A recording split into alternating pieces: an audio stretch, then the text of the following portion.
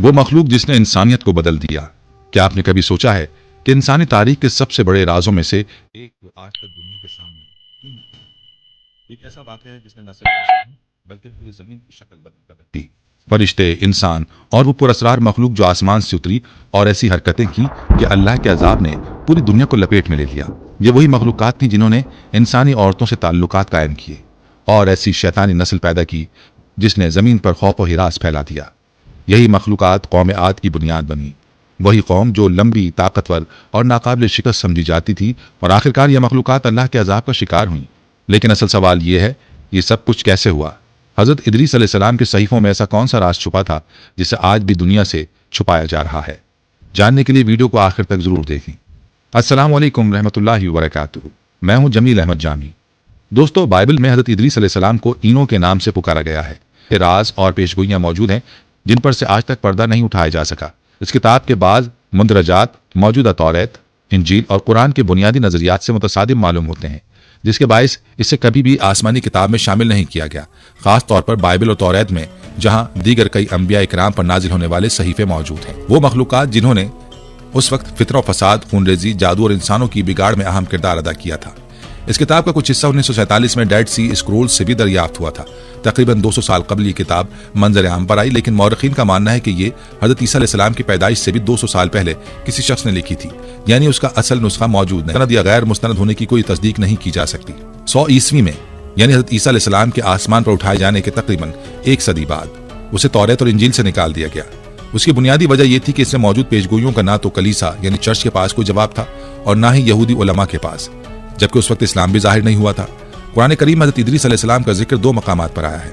Number 1 सूरह मरियम आयत number 55 में, जहां अल्लाह ताला ने उन्हें सच्चा नबी करार दिया है, और नंबर 2 सूरह अल अंबिया आयत नंबर 85-86 में, जहां उन्हें हज़रत इस्माइल अलैहिस्सलाम और जुल्कफल अलैहिस्सलाम के साथ सब्र करने वाला और नेक बख्त कहा गया है। हज़रत ईसा अलैहिस्सलाम की पैदाइश से तकरीबन 3500 साल पहले कुछ मिट्टी की तख्तियां या टैबलेट्स दरियाफ्त हुई, जिन्हें सोमेरियन टैबलेट्स कहा जाता है। ये तख्तियां ज्यादातर मौजूदा इराक और उसके आसपास के इलाकों से मिली हैं, क्योंकि सोमेरी तहजीब दुनिया की कदीम तरीन तहजीबों में से एक समझी जाती है और उसे इंतहाई तरक्की याफ्ता भी करार दिया जाता है। यही वो कौम थी जिसने लिखने के तसव्वुर को पहली बार मुतारिफ करवाया था। उन सोमेरी तख्तियों में एक निहायत देवकामत इंसानी मखलूक का जिक्र मौजूद है। कुरान करीम में भी यही बात बयान की गई है, जिसके मुताबिक अल्लाह ताला ने हजरत इदरीस अलैहिस्सलाम को एक बुलंद मकाम पर उठा लिया। सफर मेराज के दौरान नबी करीम सल्लल्लाहु अलैहि वसल्लम की चौथे आसमान पर हजरत इदरीस अलैहिस्सलाम से मुलाकात हुई। इब्न कसीर की क़ससुल अंबिया में एक वाक़या बयान किया गया है, जिसमें हजरत इदरीस अलैहिस्सलाम ने फरिश्ते से अपनी बकिया जिंदगी के बारे में जानने की ख्वाहिश का इजहार किया।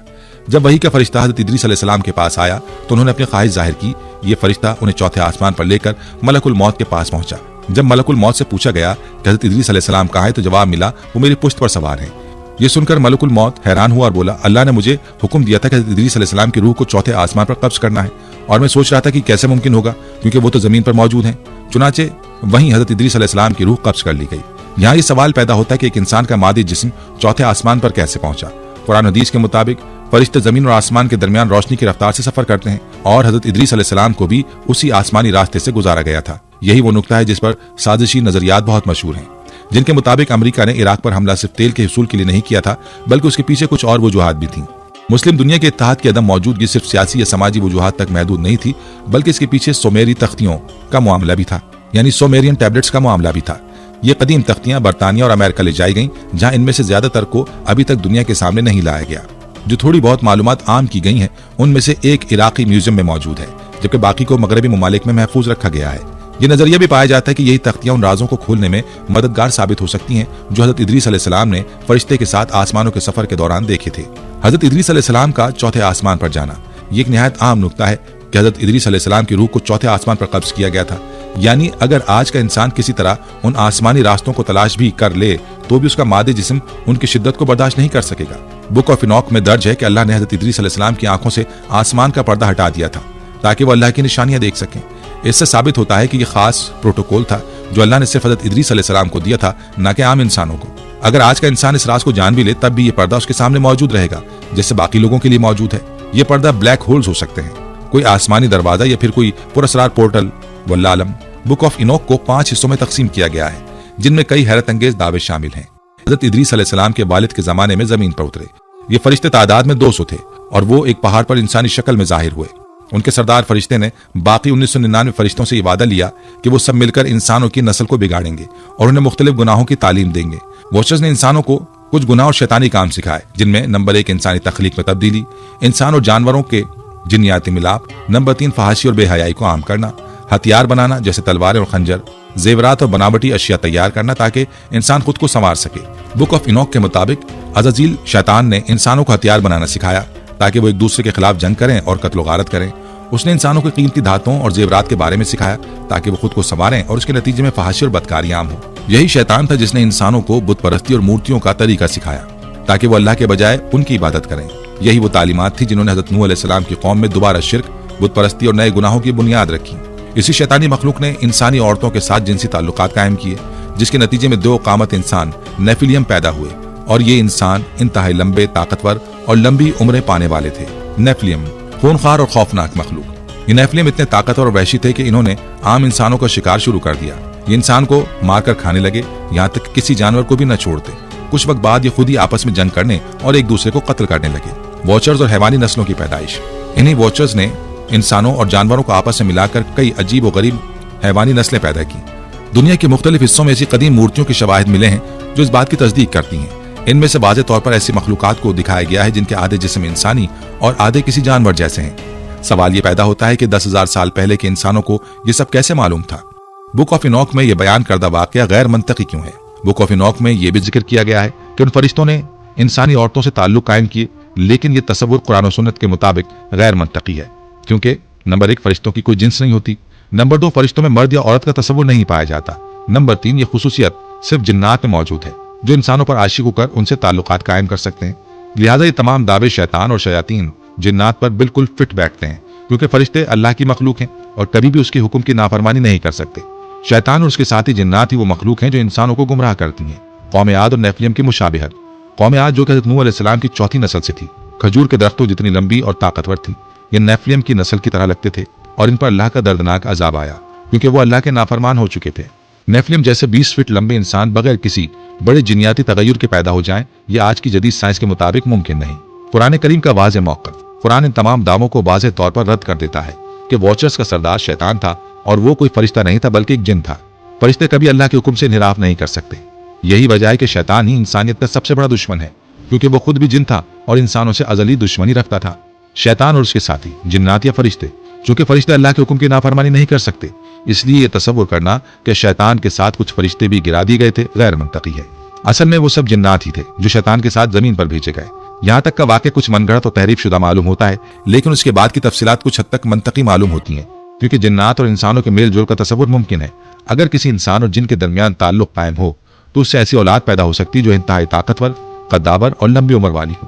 یہی تصور بک آف انوک میں نیفلیم کے طور پر بیان کیا گیا ہے، اور بعض نظریات کے مطابق قوم عاد بھی انہی کے نسل کی باقیات ہو سکتی ہیں۔ قوم عاد اور حضرت نوح علیہ السلام کا طوفان۔ آخرکار اللہ تعالیٰ نے دنیا کو ان عجیب و غریب نسلوں سے پاک کرنے کے لیے قوم عاد کو ہلاک کیا، اور وہ باقی عجیب الخلقت مخلوقات جو انسانی اور حیوانی جنیاتی تجربات کا شکار ہو چکی تھی، حضرت نوح علیہ السلام کے طوفان میں مکمل طور پر ختم کر دی گئی۔ حضرت نوح علیہ السلام کی کشتی میں جانوروں کا انتخاب۔ بائبل اور قرآن میں یہ واضح بیان موجود ہے کہ اللہ نے حضرت نوح علیہ السلام کو حکم دیا کہ وہ ہر پاک اور اصل نسل والے جانوروں کے جوڑے کو کشتی میں رکھیں۔ اس کا مطلب ہے کہ وہی جانور کشتی میں سوار کیے گئے جو اپنی اصل فطرت پر باقی تھے، جبکہ باقی تمام جنیاتی طور پر بگڑے ہوئے انسان، جانور ہائیبرڈ طوفان میں ہلاک کر دیے گئے۔ یہ ایسے تھے جیسے پانی کے ذریعے زمین کو دھو کر پاک کر دیا گیا ہو۔ بک آف انوک کے مختلف ابواب اور ان کے حیران کن نظریات۔ بک آف پرورزب، اس میں قیامت کے دن نافرمان بادشاہوں اور آخری وقت کے واقعات کا ذکر موجود ہے۔ یہاں ایک اہم شخصیت کا ذکر کیا گیا ہے جسے ابن آدم یعنی مسیح یا منتخب کردہ ہستی کہا گیا ہے۔ یہ غالباً حضرت عیسیٰ علیہ السلام کے لیے اشارہ ہے۔ ایسٹرونومیکل بک 1947 میں فلسطین کے ڈیڈ سی اسکرولز میں اس کتاب کے 4 حصے دریافت ہوئے۔ یہ حصہ ستاروں، سیاروں اور ان کی حرکات کے متعلق علم پر مشتمل ہے۔ یہی وہ علم تھا جو حضرت ادریس علیہ السلام کو آسمانی سفر کے دوران عطا کیا گیا تھا۔ یہاں یہ ثابت ہوتا ہے کہ حضرت ادریس علیہ السلام کا آسمانی سفر ایک بار نہیں بلکہ بار بار ہوا تھا، کیونکہ اللہ نے ان کی آنکھوں سے آسمان کا پردہ ہمیشہ کے لیے ہٹا دیا تھا۔ بک آف ڈریمز، اس میں حضرت ادریس علیہ السلام کو خوابوں کے ذریعے مستقبل کے واقعات دکھائے گئے۔ ایتھوپین آرتھوڈاکس چرچ کے مطابق یہ حصہ حضرت نوح علیہ السلام کے طوفان سے پہلے لکھا گیا تھا۔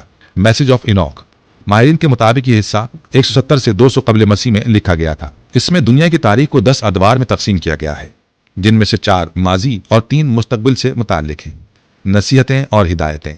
यह हिस्सा हज़रत इदरीस अलैहिस्सलाम की अपने बेटे को नसीहतों पर मुश्तमिल है। उसके बाद के अबवाब में हिदायत और गुमराही के रास्ते और गुनाह के अंजाम के मुताल्लिक तफसीलात दी गई हैं। जन्नत और जहन्नुम का जिक्र। बुक ऑफ इनोक में जन्नत और जहन्नुम का तज़किरा भी मौजूद है। इसी हिस्से में हज़रत नूह अलैहिस्सलाम के तूफान का जिक्र एक पेशगोई के तौर पर किया गया है। उसका कुछ हिस्सा डेड सी स्क्रोल्स में भी दरियाफ्त हुआ था। कदीम आसमानी सहीफों की गुमशुदगी। हज़रत इदरीस अलैहिस्सलाम या इनसे पहले हज़रत शीस अलैहिस्सलाम और हज़रत आदम अलैहिस्सलाम पर नाजिल होने वाले सहीफों के बारे में आज कोई नहीं जानता कि वो कहाँ है, किस ज़बान में थे, और अगर आज के दौर में दरियाफ्त हो भी जाएं तो ये गारंटी नहीं दी जा सकती कि वो असल और मुस्तनद हैं या तहरीफ शुदा। बुक ऑफ इनोक की सदाकत पर सवालिया निशान। जहाँ तक बुक ऑफ इनोक का ताल्लुक है तो उसका मौजूदा नुस्खा हज़रत ईसा अलैहिस्सलाम की पैदाइश से तकरीबन 200 साल पहले लिखा गया था। इसका मतलब ये नहीं कि मुकम्मल तौर पर दुरुस्त और सच पर मबनी है। इसके अंदर मौजूद कई दावे कुरान, तौरात और इंजील की तालीमात के खिलाफ हैं। इसी वजह से इसे किसी इल्हामी सहीफे के तौर पर तस्लीम नहीं किया गया। कुरानी तालीमात और बुक ऑफ इनोक के नज़रियात। लेकिन अगर हम इन वाक़यात को एक पहेली की तरह कुरान, तौरात और इंजील की तालीमात के तनाजुर में देखें तो एक मुकम्मल टाइम लाइन हमारे सामने आती है। तमाम वाक़यात पजल के टुकड़ों की तरह जुड़ने लगते हैं, सच और झूठ वाज़ेह हो जाते हैं और ये वाक़यात एक लॉजिकल तरतीब में ढलने लगते हैं। क्या इंसान को ये जानने की ज़रूरत है? आज के दौर में इन वाक़यात के बारे में जानना इंसान के लिए ज़रूरी नहीं, क्योंकि अल्लाह की तरफ से मुकम्मल तालीमात नाजिल हो चुकी हैं। अब हिदायत के लिए कुरान और सुन्नत काफ़ी है। दोस्तों, तारीख के ये राज, गुमशुदा सहीफे और पुरानी तहजीबों की रिवायात हमें बहुत कुछ सिखाती हैं। लेकिन एक बात हमेशा याद रखें कि हकीकी इल्म वही है जो हमें हिदायत की तरफ ले जाए। बुक ऑफ इनोक जैसे मतून चाहे जितने भी दिलचस्प क्यों ना हो, हमें कुरान और सुन्नत की रोशनी में हर चीज़ को परखना होगा, क्योंकि अल्लाह का कलाम ही वो वाहिद ज़रिया है जो हमें सच और झूठ पे फ़र्क करने की सलाहियत देता है। अगर आपको आज की वीडियो से कुछ नया सीखने को मिला और आपको ये तहकीक दिलचस्प लगी तो वीडियो को लाइक करें, शेयर करें और अपनी राय कमेंट्स में ज़रूर दें। मैं आपसे मिलूंगा एक और हैरत अंगेज़ और मालूमाती वीडियो में। तब तक के लिए अपना ख्याल रखिए, अपने इल्म में इजाफा करें और सच्चाई की तलाश जारी रखें। अल्लाह हाफिज़।